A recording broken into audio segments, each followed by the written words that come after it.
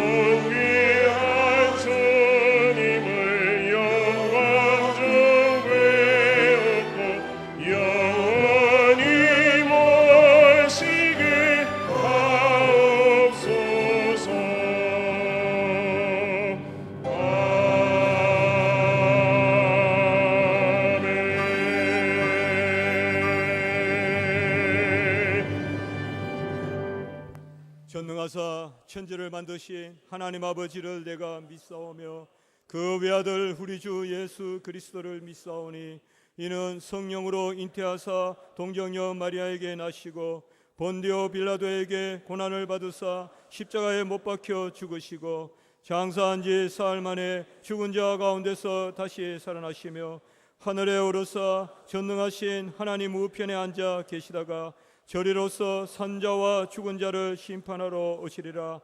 성령을 믿사오며 거룩한 공회와 성도가 서로 교통하는 것과 죄를 사하여 주시는 것과 몸이 다시 사는 것과 영원히 사는 것을 믿사옵나이다.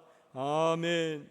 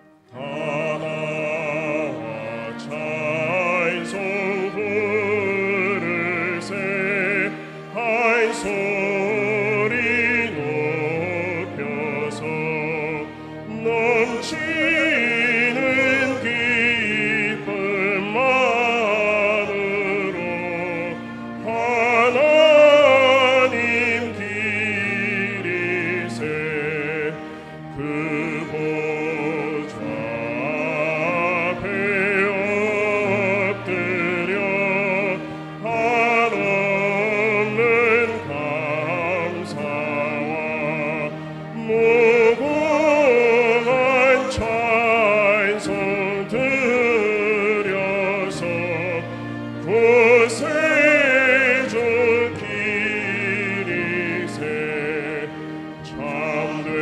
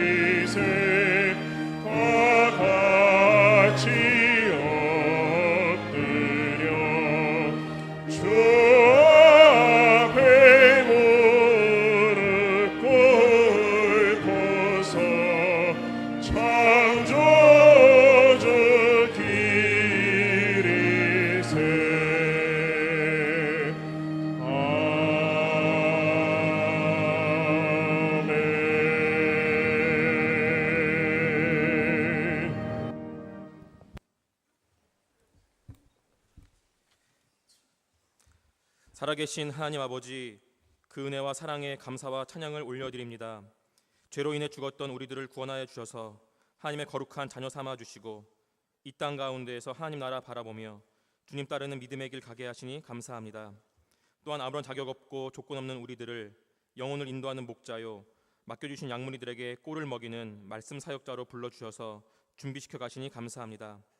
부르심의 소망에서 끊어지지 않도록 날마다 우리들을 붙들어 주시고 무엇보다도 지금 학업의 자리에 있사오니 배움의 열정을 더해 주시고 말씀의 검을 더욱 날카롭게 다듬고 세워가는 시간 되게 하여 주시옵소서. 이 시간 학업과 오전의 모든 일과를 은혜 가운데 잘 마치고 예배의 자리에 나아오게 하시니 감사합니다. 하나님을 경배하며 높이고 예배하는 것이 우리 영혼의 기쁨이요 참된 만족이 되게 하시고 이 시간도 우리 가운데 충만히 임하여 주셔서 우리 모두가 한 성령 안에서 하나님을 기쁘시게 예배하는 시간 되게 하여 주시옵소서. 또한 우리를 구속하신 예수 그리스도의 십자가 은혜만으로 우리를 덮어주셔서 그리스도의 구속의 사랑과 은혜가 얼마나 크고 깊은지를 깨달으며 죄인의 낮아짐과 겸손이 우리의 심령에 샘솟도록 크신 은혜 베풀어 주시옵소서. 이 시간 말씀 전하시는 목사님을 성령 충만함으로 붙들어 주시고 이 시간 오직 하나님의 말씀만을 가감없이 전하도록 사용하여 주시옵소서. 말씀을 듣는 우리 모두에게도 겸손한 마음과 듣는 귀를 허락해 주셔서 말씀을 듣고 말씀대로 살겠다는 마음의 결단과 소원함이 마음의 중심에 세워지도록 인도하여 주시옵소서. 3학년 7반의 찬양도 기쁘게 받아주시고 우리 모두의 믿음의 고백으로 주께 올려지는 찬양 되게 하여 주시옵소서. 이 모든 말씀 우리 주 예수 그리스도의 이름으로 기도드렸습니다. 아멘.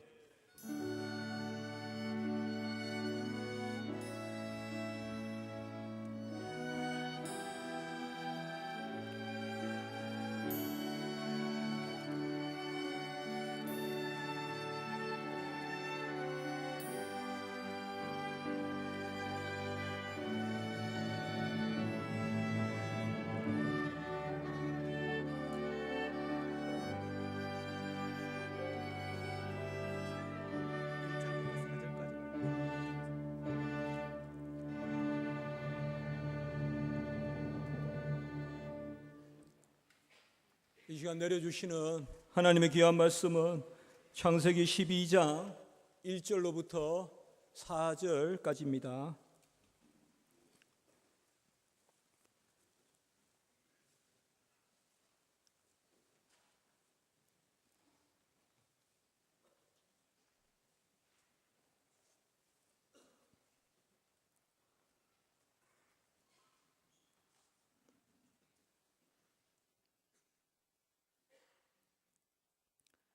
여호와께서 아브라함에게 이르시되 너는 너의 고향과 친척과 아버지 집의 집을 떠나 내가 내게 보여줄 땅으로 가라. 내가 너로 큰 민족을 이루고 내게 복을 주어 내 이름을 창대하게 하리니 너는 복이 될지라. 너를 축복하는 자에게는 내가 복을 내리고 너를 저주하는 자에게는 내가 저주하리니 땅의 모든 족속이 너로 말미암아 복을 얻을 것이라 하시니라. 이에 아브라함이 여호와의 말씀을 따라갔고 롯도 그와 함께 갔으며 아브라함이 하란을 떠날 때에 75세였더라. 아멘.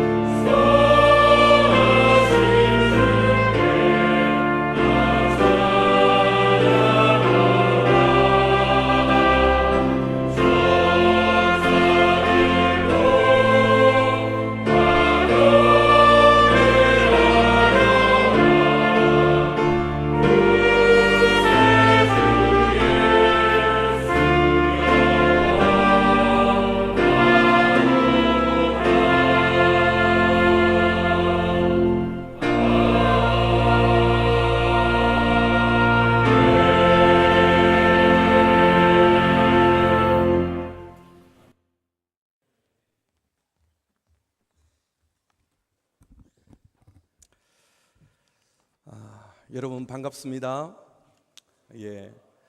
별로 안 반가우신 분들도 좀 계신 것 같고, 저는 서울 중랑구에 있는 해성교회를 섬기고 있는 김신근 목사입니다. 저를 모르시는 분들도 많이 계실 거고요.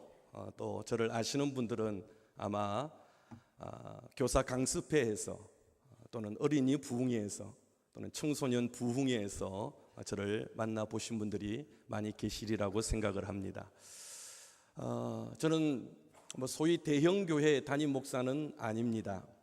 그냥 평범한 목사고 또 평범한 교회에서 섬기면서 지금까지 어린이들을 사랑하고 또 청소년들을 사랑하고 또 제가 몸은 이래도 율동 강사로 안 믿는 표정들이 많은데 한 20년 이상 총회 여름 성경학교 찬양을 책임지고 율동을 만들고 또 보급해 오고 그래 왔었습니다.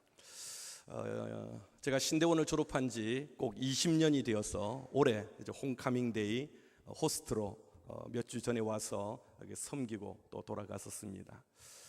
20년 전에 졸업하기 때에 또 그 당시에 참 열악한 환경 속에서 우리 문 목사님도 계시지만 그때는 강의동 하나 그리고 기숙사 하나 그리고 마치 이제 도서관을 막 짓고 있었고요. 저 산 중턱에 간이 채플실이 이렇게 하나가 있었습니다. 그때 일반 대학을 졸업하고 신대원을 들어가자마자 주일학교를 맡아서 청량리에 있는 한 교회 주일학교를 맡아서 사역을 시작하는데 내 안에 갈급함이 너무 많았습니다. 잘하고 싶은데 정말 잘하고 싶은데 좋은 전도사님이 되고 싶고 좋은 사역자가 되고 싶은데 어떻게 해야 되나 또 아는 것도 별로 없고 도대체 어떻게 해야 이 아이들에게 정말 내가 좋은 사역자로서 복이 되어 줄 수 있을까 그렇게 고민하고 갈등하면서 그때부터 뭘 했느냐 하니까 소래교회에서 매주 목요일마다 밤에 모여가지고 우리 전도사님들끼리 함께 모여서 제가 율동을 가르치고 또 전도사님들이 모여서 주일 설교를 서로 나누고 아이들 설교를 나누고 또 모여서 서로 만들기를 하고 아이들에게 이번 주 보여줄 그림들을 같이 만들고 그러면서 이렇게 사역을 함께 했던 기억이 납니다. 그때 주로 이렇게 같이 하던 멤버들이 상도제일교회 조성민 목사나 또 여러 우리 같이 주일학교 사역에 지금까지도 같이 동참하고 있는 귀한 사역자들이 그때부터 이렇게 함께 시작해서 지금까지도 담임 목회를 하고 있지만 어린이 청소년 사역에 관심을 가지고 지금까지 활동을 하고 있습니다.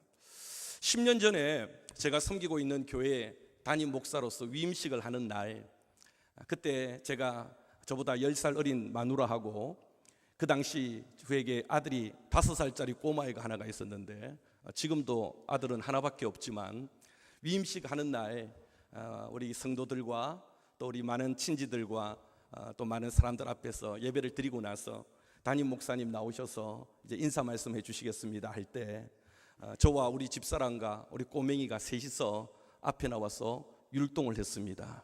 춤을 췄습니다. 그때 제가 만들었던 부흥이 와요라는 혹시 기억이 나십니까? 야야야 부흥이 와요 야야야 부흥이 와요. 저를 이상하게 쳐다보는데 저도 우리 교회 가면 거룩한 담임 목사입니다.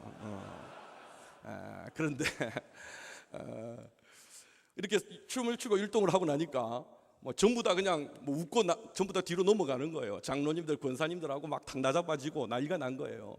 위임식 하는 날 담임 목사가 나와가지고 새로 오신 젊은 목사가 와가지고 하는데 이 사모님하고 애하고 나서 셋이서 춤을 추고 막 율동을 하니까 그때 제가 그런 이야기를 했습니다. 여러분 오늘 제가 이렇게 위임식을 하는데 여러분의 담임 목사가 어떤 목사가 되기를 원하십니까? 여러분이 저에게 기대하는 담임 목사의 모습이 과연 어떠한 모습입니까? 저는 수천 명 수만 명을 모으는 그런 대형교회 목사가 될 자신은 없습니다. 저는 수백억의 건물을 짓는 그런 목사가 될 자신은 없습니다. 그러나 나는 나이가 60이 되고 70이 돼도 아이들 앞에서 춤을 추고 또 그 아이들 앞에서 설교하고 그 아이들과 함께하는 그런 목사가 되고 싶습니다. 지금 여러분은 별로 감동이 안 되는 표정으로 저를 쳐다보고 있지만 그때 우리 성도들은 다 은혜 받고 감동받고 그런데 그때 그 약속을 하는 바람에 지금까지도 애들 앞에 춤을 추고 있고, 교회 행사할 때마다 담임 목사님 나오셔서 춤추시겠습니다 그러시고, 뭐 성경 취재 하다가 여러분 잠깐만 피곤하니까 목사님 나오셔서 춤추시겠습니다 그러시고, 아니 지난달에 노예 여전도 연합회 제가 전도위원장으로 갔더니 또 다른 교회 진행하면서 해성교회 담임 목사님 나오셔서 춤추시겠습니다. 시도 때도 없이 불러내가지고 춤을 추라 그래가지고 제가 참 얼마나 고달픈지 모릅니다.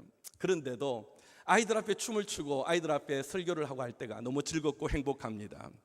요즘도 한 번씩 아이들 앞에 설교를 하고, 지난 주간에도 우리 주일학교 앞에서 아이들 앞에서 춤을 추고 설교를 하고, 또 우리 아이들이, 제 별명 중에 하나가 똥침 목사입니다. 혹시 여러분 똥침 아십니까? 예, 아이들이 어릴 때부터 손을 이렇게 아싹 각도는 45도 빠샥. 자, 겉으로는 이렇게 멀쩡해도 한 군데가 너무 오랫동안 찔리고 달아가지고 다 헐었습니다. 그래서 아침마다 교회 나올 때마다 말씀을 외웁니다. 그가 찔리면 우리의 허물을 인함이요 그가 상하면 우리의 죄악 때문이라. 그런데 아이들이 아무나 똥침을 찌르지는 않지요. 관심을 갖고 싶고 장난을 치고 싶고 친해지고 싶고, 담임 목회를 하면서도 늘 아이들과 함께 하려고 무진장 애를 쓰고 노력을 합니다. 오늘 함께 읽었던 본문의 말씀은 제가 청소년 집회를 할 때마다 늘 빠지지 않고 하는 설교의 말씀이고요, 또 아이들에게도 자주, 그러나 제가 이 사역을 시작하면서 제 가슴팍에 늘 새기면서 지금까지도 잊지 않고 마음판에 새기는 말씀입니다. 너는 복이 될지라. 너는 복이 될지라. 사랑하는 우리 신대원, 우리 모든 신학도 여러분, 저는 지금도 그렇습니다. 저는 우리 성도들의 복이 되고 싶습니다. 저는 우리 성도들이 나 때문에 잘 되었으면 좋겠습니다. 나는 우리 아이들이 나 때문에 행복했으면 좋겠습니다. 나는 강단에 설 때마다 내 앞에 있는 모든 사람들이 부족하지만 나 때문에 행복하고 나 때문에 잘 되었으면 좋겠습니다. 그래서 저는 늘 이 말씀을 내 마음판에 새깁니다. 너는 복이 될지라. 너는 복이 될지라. 나는 복이 아닙니다. 그러나 복 대신 하나님께서 나를 복의 통로로 세워주셨기에 나는 그 복을 받아서 우리 아이들에게, 우리 성도들에게 이 복을 나누어 주고 싶고, 지금도 이 강단에 설 때마다 늘 떨리는 마음으로 이 복음을 전하고 있는 것입니다. 사랑하는 신학도 여러분, 저는 여러분들이 다 복이 되기를 주님의 이름으로 축복합니다. 여러분들 때문에 여러분들의 아이들이 잘 되기를 축복합니다. 여러분들 때문에 여러분의 성도들이 잘 되기를 축복합니다. 우리는 어디 가든지 복이 되어야 합니다. 그래서 어디 가든지 애물단지가 되고 걱정거리가 되고 근심거리가 되고 남들 앞에 지탄을 받는 그러한 존재가 아니라 우리는 복이 되어야 합니다. 하나님의 그 복이 우리를 통해서 흘러가야 되고, 그 복이 우리 아이들에게 힘이 되고 능력이 되어야 하는 것입니다.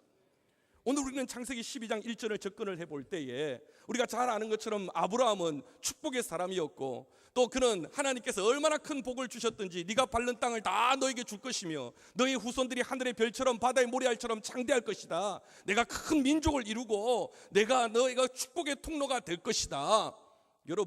여러분들에게도 이런 은혜와 축복이 임할 줄 믿습니다.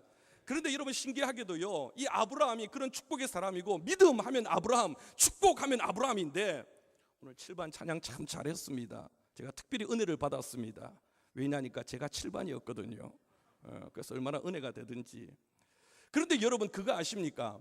그렇게 대단하고 그렇게 출중하고 믿음의 사람이었던 아브라함이 오늘 성경 창세기 12장에 처음 등장하는데, 그때 아브라함의 나이가 몇 살이냐니까 75세였습니다. 저는 이 말씀을 볼 때 처음 거기에서 퀘션 마크를 가졌습니다. 왜? 그렇게 믿음의 조상, 축복의 통로, 아브라함 하면 천하가 부러워하고 하나님과 얼굴을 대면하여 친구처럼 보내었던 그 대단한 아브라함이 왜 성경에 75세부터 나왔을까? 야곱은, 그 지렁이 같은 야곱은 뱃속에서부터 나오는데, 요셉은 17살 때부터 나오는데, 다윗은 어릴 때부터 목동일 때부터 나오는데, 왜 그 대단한 아브라함은 75세가 되었어야 비로소 성경에 기록되고 있을까? 처음에 그 퀘션 마크와 의문을 가졌습니다. 그리고 창세기 12장을 들여다보면서 나름대로 답을 찾아보았습니다. 창세기 12장 1절입니다. 자, 다시 한번 다 같이 한번 창세기 12장 1절 다 같이 한번 읽어보도록 하겠습니다. 아브라함에게 이르시되 너는 너의 고향과 아버지의 집을 떠나.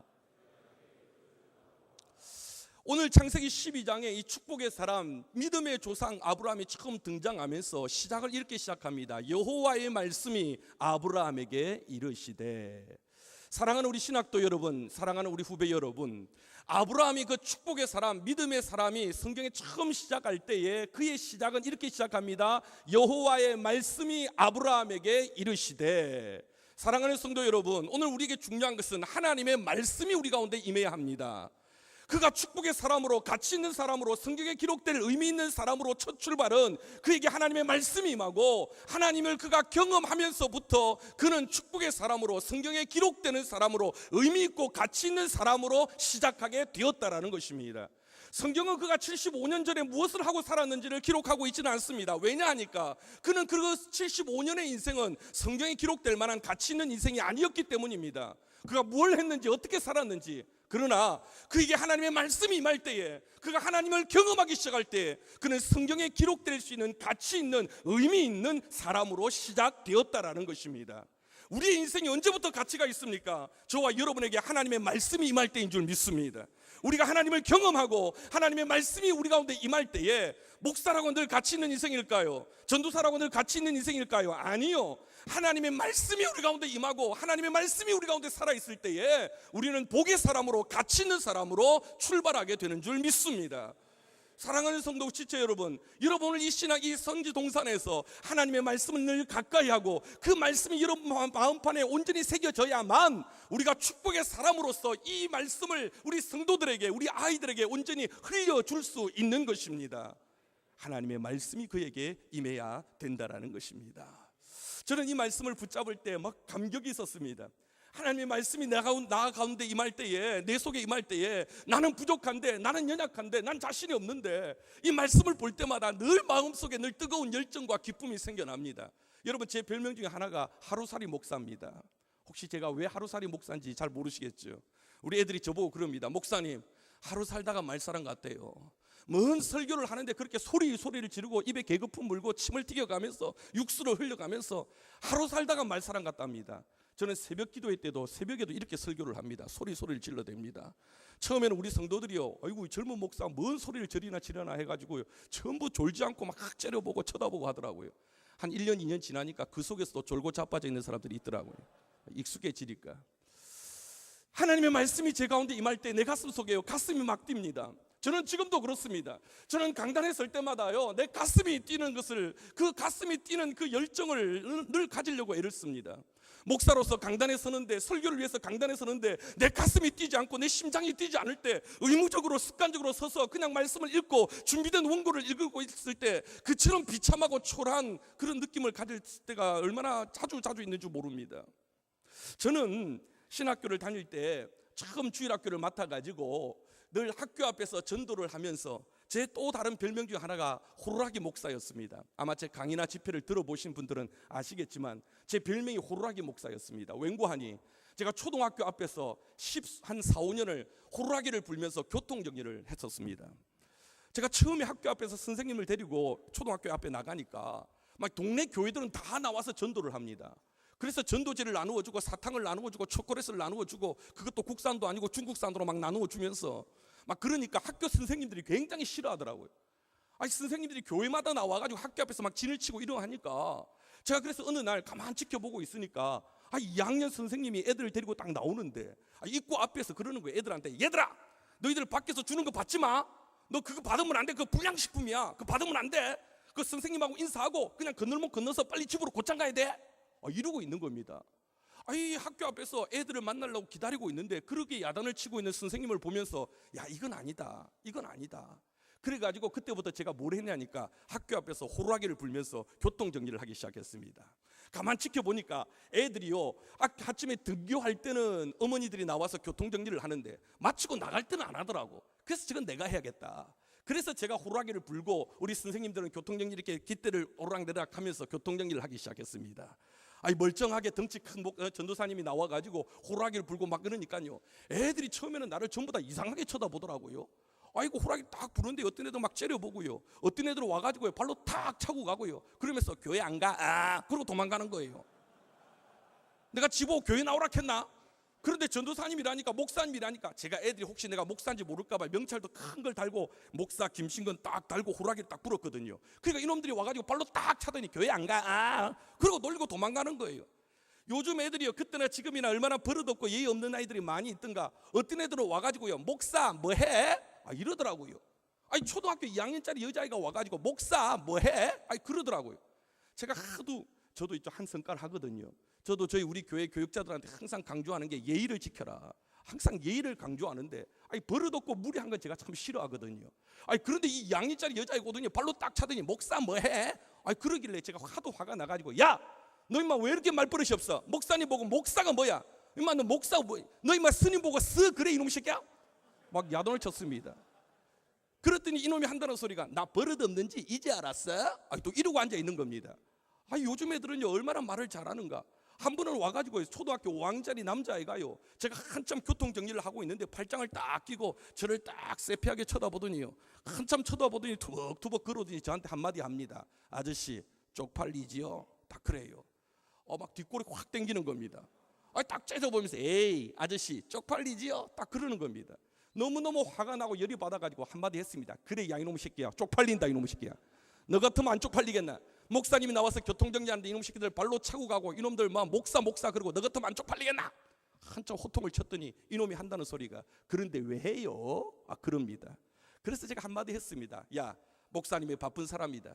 1년 365일 집회 강의도 많고 설교 준비도 해야 되고 해야 될 게 많지만, 그래도 내가 토요일 날 내가 11시 반까지 이 자리에 나오지 않으면 내가 걱정이 되고 염려가 되어서 내가 일이 손에 안 잡힌다.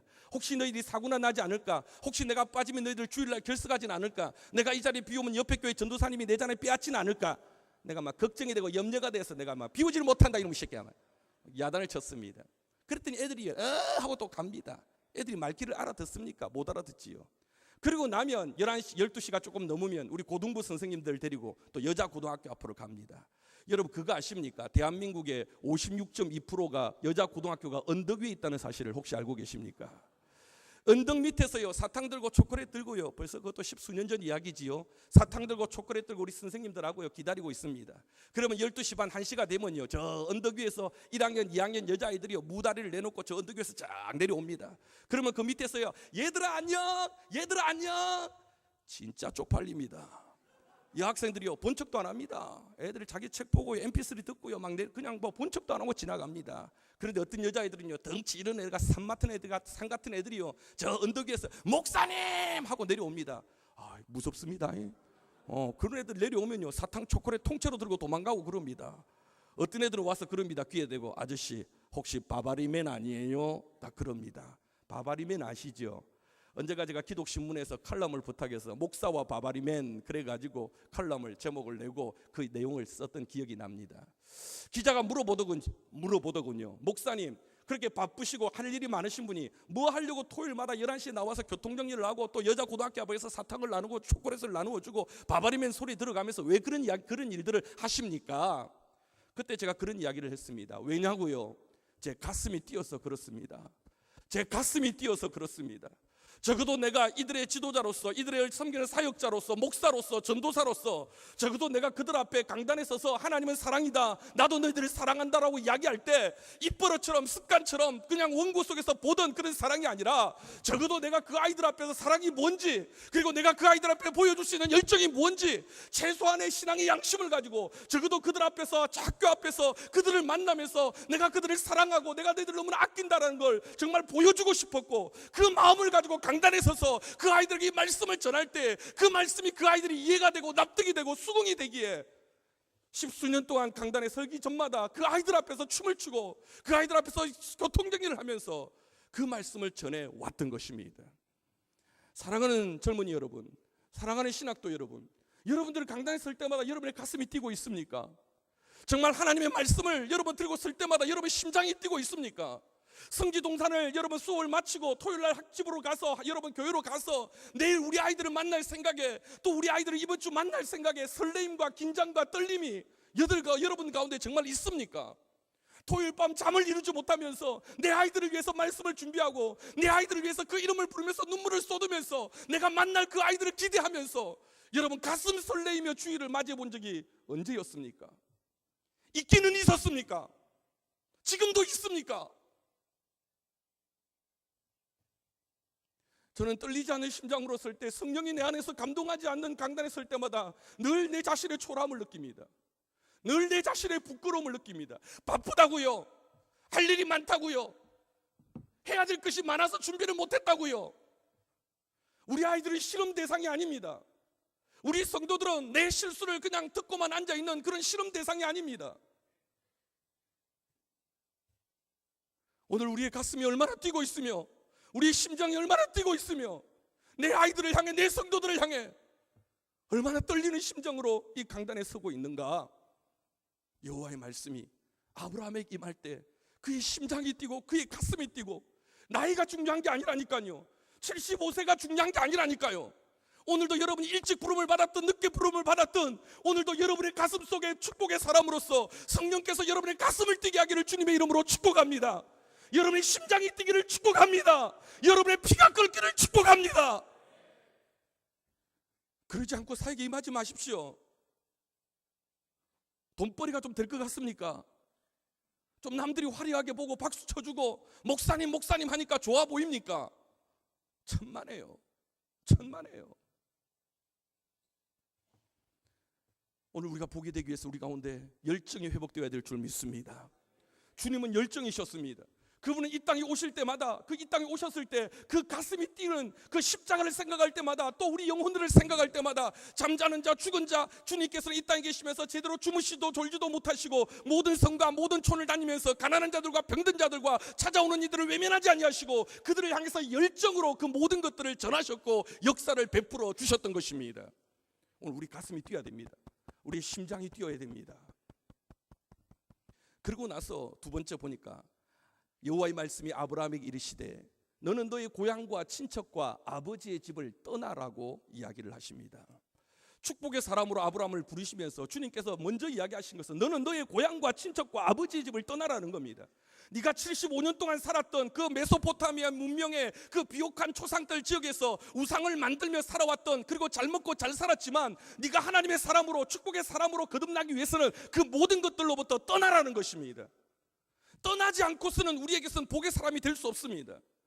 여러분이 이전에 가지고 있던 습관, 버릇, 가치관, 생각들, 썩어빠진 그런 어떤 그 습관들 가지고서, 그런 사고방식 가지고서 우리가 사역자로서 우리가 평신도보다 못한 그러한 모습으로서 우리가 축복의 사람이 결코 될 수 없다라는 것입니다. 네가 그동안 어떻게 살았든지 간에 네 모든 것들, 그의 고향, 친척, 아버지의 집으로부터 모든 것을 떠나라는 것입니다. 사역자는 떠나야 합니다. 우리 속에 있는 모든 욕심으로부터 떠나야 됩니다. 내 속에 있는 숨겨져 있는 죄악으로부터 떠나야 됩니다. 내 속에 있는 모든 열등감으로부터 떠나야 됩니다. 우리가 떠나지 않으면 축복의 통로가 되지 못합니다. 왜요? 통로는 깨끗해야 통로의 역할을 할 수 있는 것입니다. 여러분, 그 통로에 온갖 욕심과 찌꺼기들이 가득가득 채워져 있으면 아무리 축복을, 우리에게 복을 주셔도 우리는 그 복을 흘려보낼 수가 없기 때문인 것입니다. 그래서 하나님께서는 너는 모든 것을 떠나라는 겁니다. 네 속에 있는 모든 잡다한 찌꺼기들을 다 버리고 떠나라는 것입니다. 떠나야, 깨끗해야 우리가 복의 사람으로서 살아갈 수 있기 때문인 것입니다. 저는 10년 전에 지금 제가 섬기고 있는 교회 담임 목사로서 부름을 받았고 세움을 받았습니다. 처음에 교회를 갔더니 기가 막힙니다. 김인중 목사님 첫 해 모시고 부흥 집회를 인도하는데 교회 건물을 보더니 그렇게 이야기하시거든요. 김 목사, 이게 6.25 때 폭탄 맞은 건물도 아니고 교회가 뭐 이렇게 낡고 이러냐. 그래가지고 그 말에 제가 제일 좀 충격도 받고 마음도 아팠습니다. 굉장히 열악했습니다. 교회가 28년 동안 계시던 목사님이 쫓겨났습니다. 교회가 싸웠습니다.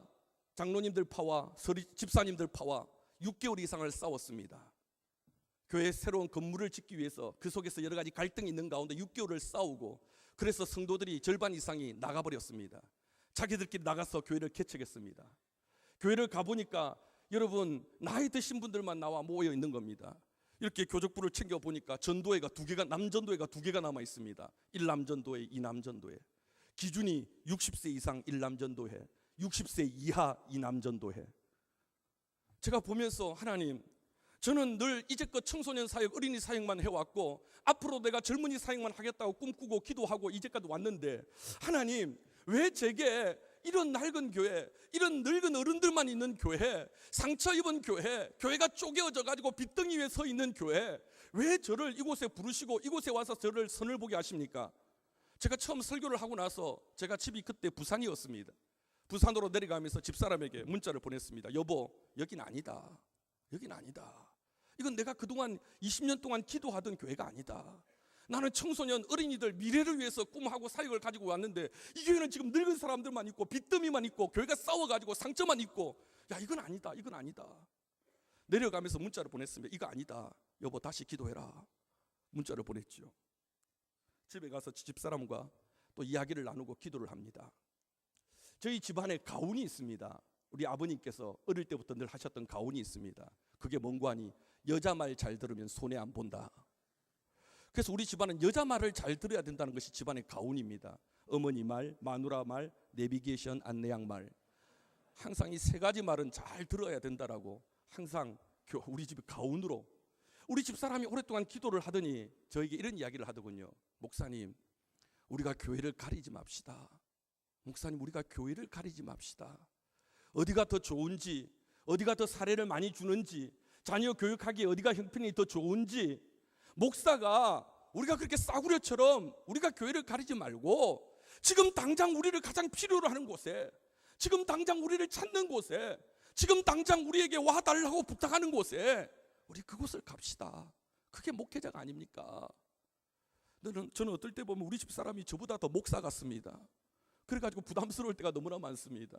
그래서 저는 우리 집안 가운데로 우리 집 사람 말에 순종해서 그날로 교회 인사를 하고 부교육자로서 주일날 인사하고 바로 수요일부터 교회 올라가서 설교를 시작하게 된 것입니다.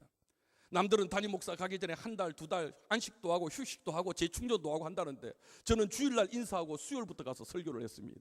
빨리 오라고, 교인들 자꾸 빠져나간다고, 자꾸 사람들 떠나간다고, 목사님 좀 빨리 좀 오시라고. 그리고 지금까지 10년. 첫 노예를 갔더니 노예 어른 목사님이 그렇게 이야기하시더군요. 김 목사, 담임 목사 한번 쫓아낸 교회는 또 쫓아낸다. 그 말씀이 충격도 되었고 마음이 참 무거웠습니다. 담임 목사 한번 쫓아낸 교회는 또 쫓아낸다. 감사한 것은 쫓김을 당하지 않고 10년째 지금 지키고 있습니다. 저는 하면서 참 많이 울었습니다. 사실은요, 처음 부임하는 그날 밤 부산에서부터 짐을 싸들고 올라와서 밤 11시 넘어 도착해가지고 참 많이 울었습니다. 사택이라고 와봤는데요, 장판도 바꿔놓지도 않고 벽지도 바꿔놓지도 않고 아주 흐름한 사택에서 우리 집사람은요, 이제 서울로 담임 목회 간다고 친정집에서 TV, 냉장고 막 새거로 싹 다 사줬는데 와보니까요, 막 사택도 흐름하고 장판도 안 바꿔놓고, 그날 밤 우리 집사람하고 12시 넘어서 동네를 돌아다니면서 문 닫혀있는 장판집을 두드리면서 내일 이삿짐 오는데 장판 좀 바꿔주세요. 장판 좀 바꿔주세요. 그렇게 사역을 시작했습니다. 많이 울었습니다. 당회할 때마다 싸우는 장로님들을 보면서 참 많이 울었습니다. 나는 살아오면서 한 번도 싸워본 적도 없고 누구 때려본 적도 없고 싫은 소리도 해보지 않은 목사의 아들로 태어나서 그렇게 좋은 것만 보고 자랐는데 왜 내게 이런 아픔을 주십니까? 내가 감당하기 너무 힘듭니다. 막 많이 울었습니다. 교육자들 사례도 제때 주지 못하고 빚은 쌓여가고 이자도 제대로 갚지 못하고 하나님 왜 내게 이런 아픔을 주십니까? 많이 울었습니다. 집사람과 많이 울었습니다. 그러면서 뒤늦게 깨달은 것이요, 하나님께서 이 교회에 나를 가장 필요로 하시는구나. 나는 박사학위도 없습니다. 나는요 어디 큰 교회 부교육자로 있었던 적도 없습니다. 저는요 그냥 애들이 좋아서 이제껏 살았고요, 애들 앞에 춤추고 애들 앞에 교통정리하고 애들 설교하면서 그렇게 살아왔는데 이 상처 입은 교회 와서 늙은 분들만 남아있고 이 상처 입은 교회 와서 내가 뭘 해야 됩니까? 물었을 때 하나님께서 이 교회에 필요한 사람은 박사학위가 가진 똑똑한 사람이 아니라 이 교회에 필요한 사람은 마음이 깨끗해서 그냥 이 어른들을 애들처럼 보듬어주고 상처 입은 사람들 그냥 위로해주고 이 상처 입어서 목사에게 상처받아서 그 마음에 큰 시험이 있는 사람들을 그냥 다독거려주면서 그냥 격려해주는 목사가 필요했던 것입니다. 저는 뒤늦게 그걸 깨달았습니다. 내가 잘하는 건 없는데 애들하고 지내다 보니까 제가 잘 놀거든요. 제가 오자마자 어른들 방에 있는 데 가가지고요, 어른들 모여가지고 이불 속에서요 같이 자기들 안에서 다리 모으고 앉아있는데요, 담임 목사가 제가 그 방에 들어가가지고 같이 이불 안에 들어가가지고 들어 누워가지고요, 권사님 집사님 막 이랬더니요 막 놀래는 겁니다. 목사님 앞에 목사님은요 30년 동안 이 방에 한 번도 오신 적이 없어요. 근데 젊은 목사님이 와가지고 이불 속에 같이 들어와가지고 누워가지고 권사님들하고 막 뒹굴고 하니까요 막 놀래는 거예요. 그때부터 나는 나의 욕심을 내려놓았습니다. 그때부터 소위 나의 그 사역에 대한 어떤 내 나름대로 비전도 다 내려놓았습니다. 그냥 매 순간 주님께서 내게 원하시는 것이 뭘까? 주님께서 내 성도들을 향해서, 주님께서 내 가족들을 향해서 지금 내게 원하시는 것이 뭘까? 저도 하면서 박사학위 공부하고 싶었습니다. 저도 하면서요 뭐 좀 많이 배우고 싶었습니다. 근데 사역 현장이 그것을 그렇게 뭐 넉넉히 나를 그렇게 공부할 수 있을 만큼, 모르겠습니다, 핑계인지 뭔지는 모르겠지만은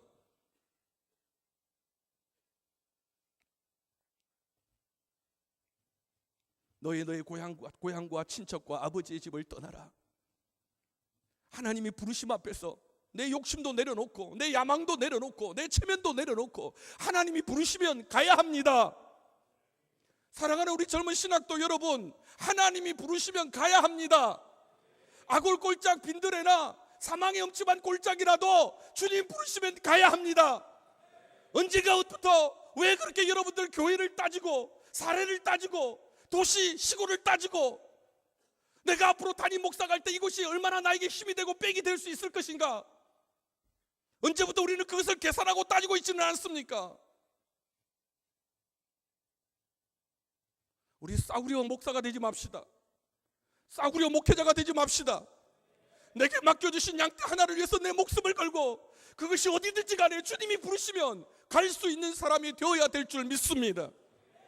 여러분이 사회 현장을 나오면 여러분이 신학교에 있을 때만큼 그렇게 여러분 녹록하지 않습니다. 전쟁입니다. 치열합니다.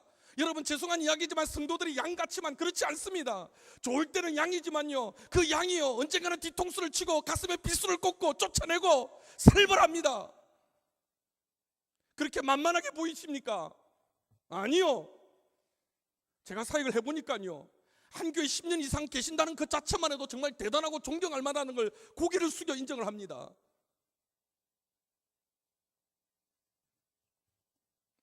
저는 오늘 오면서 어젯밤부터 우리 후배들에게 무슨 설교를 해야 될까? 주일날 했던 설교를 할까? 뭔 설교를 해야 될까? 저는 그것보다 정말 여러분의 가슴 속에 새로운 뜨거운 성령의 불이 지펴지기를 소원하고 축복합니다. 여러분, 오늘 우리 속에 이 뜨거운 열정이 회복되면 오늘도 하나님께서 우리의 모든 열등감과 우리 아픔과 상처를 다 치유해 주시고 능력의 사람으로 만들어 주실 줄 믿습니다. 제가 율동을 시작한 이유가 있습니다. 저는요 굉장히 소심하고 내성적인 사람이었습니다. 제가 목사의 아들이었지만 저 어릴 때 우리 아버님은 장로님이셨고요 군대 갔다 오니까 어느 날 아버님이 목사님이 돼 있더라고요. 난 너무 기분 나빴습니다.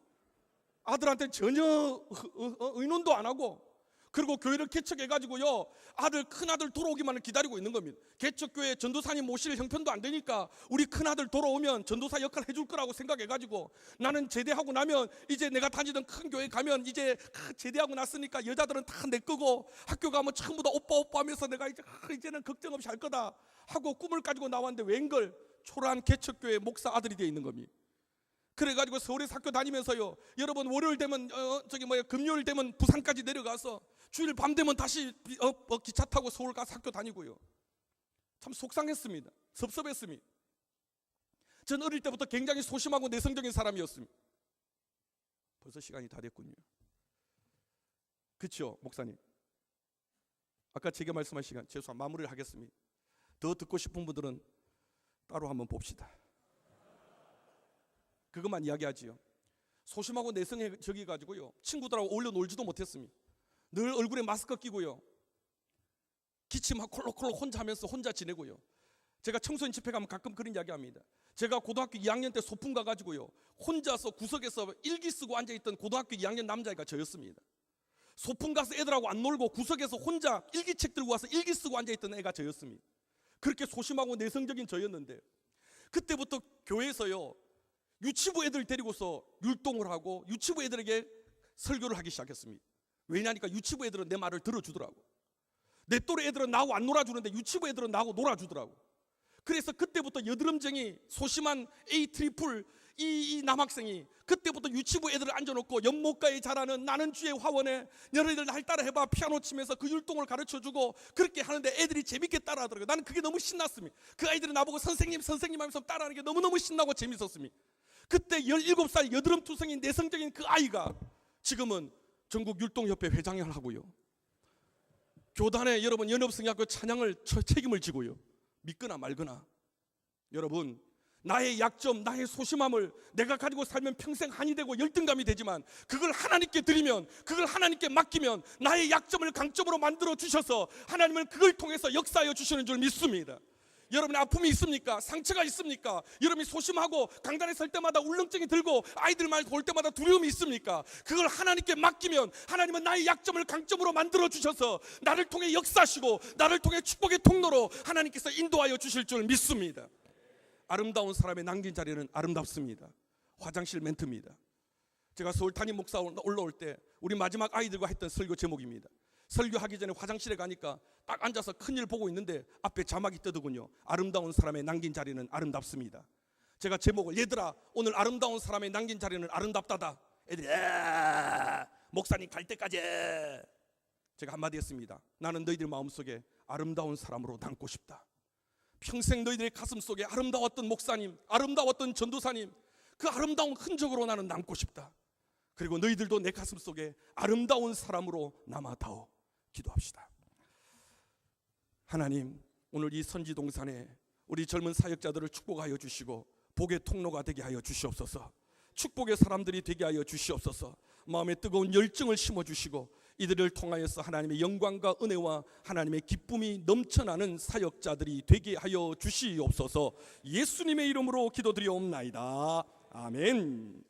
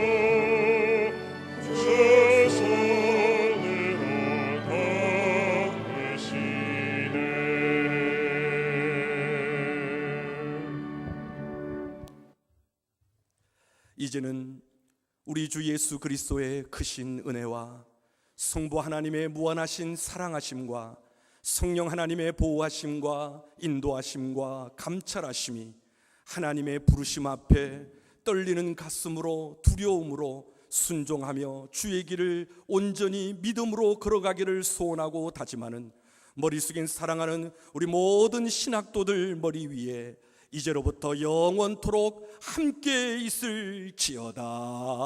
아멘.